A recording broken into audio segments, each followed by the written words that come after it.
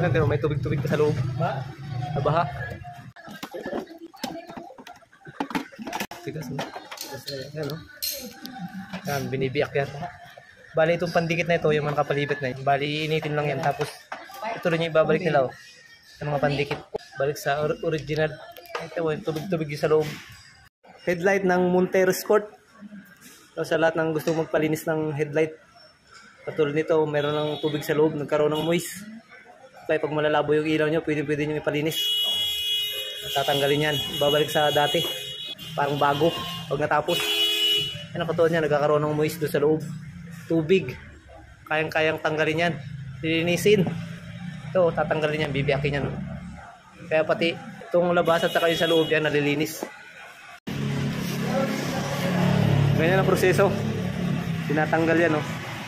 Binibiyak. Nagamitan ng ano, heat gun. Pinapalambot yung nakadikit dito, oh. Gamtik daw ang tawag dun. Gamtik na. Ang saka tatanggalin.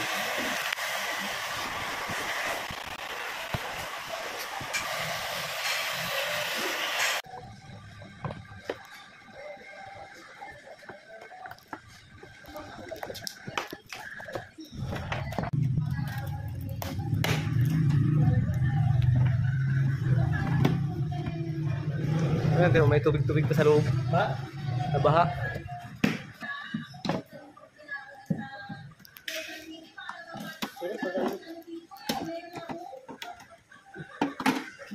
Tigas mo. Yan o. Yan, binibiyak yan. Bali itong pandikit na ito, yung mga kapalibet na yan. Yan din yung binabalik nila. Bali initin lang yan. Tapos ito rin yung ibabalik nila o. Yung mga pandikit. Balik sa original. Ito yung tubig-tubig sa loob. Lilinisin. Pinapasok ng tubig yan, lalo na pag nalulubog sa baha. Ang basa. Kailangan ipalinis. Ito, para din ang sira ito yung chrome. Pag nababad sa tubig.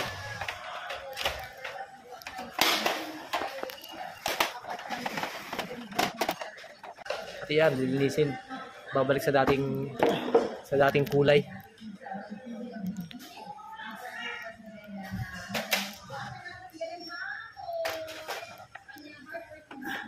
Oh, may tubig, daming tubig. Nalubog sa baha.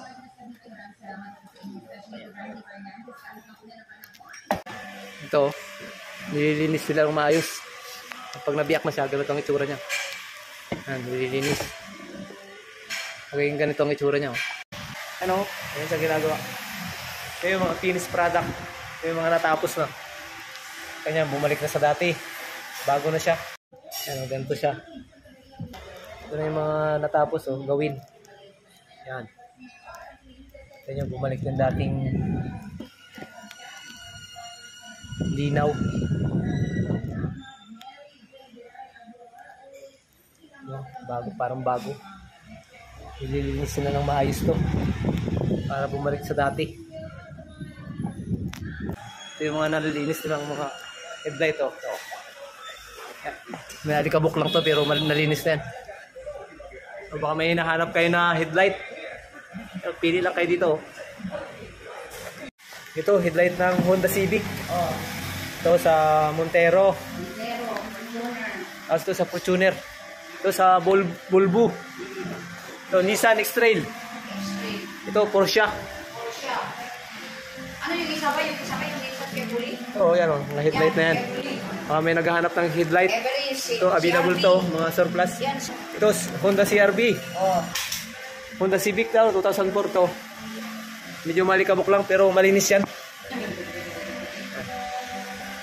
Ayan mga headlight. Yan, nililinis nila ito ng maayos bago buuin.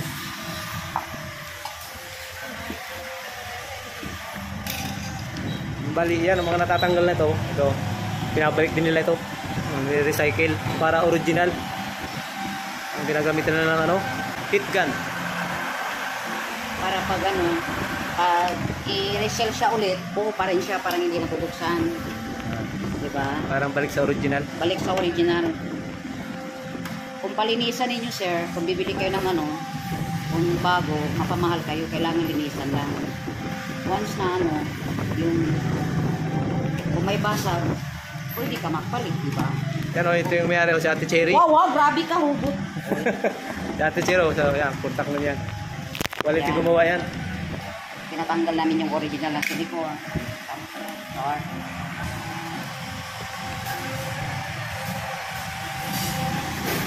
kaysa bibili sila ng bago, sir, kailangan linisan na lang natin para maliwanag. Yung nag-inulis, linisin natin. Kung wala naman kayong budget, Wala kayong magtitipid budget, kayo. Kaya magtitipid. pwede, Kailangan linisan lang natin. pwede naman siya linisan. Nabubuksan naman. Oo. Restoration. Headlight restoration. Yes.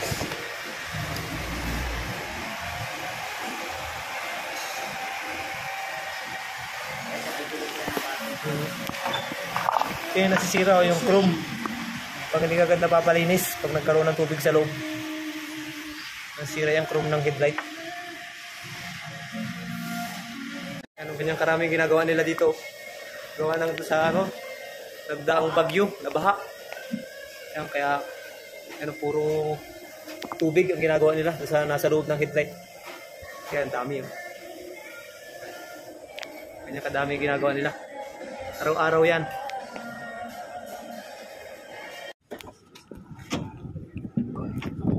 Kahit yung okay, headlight okay. Tapos yan, parang bago. Number ko? Pilaan. Wala. Ito yung isa Hindi, nandoon sa kabila.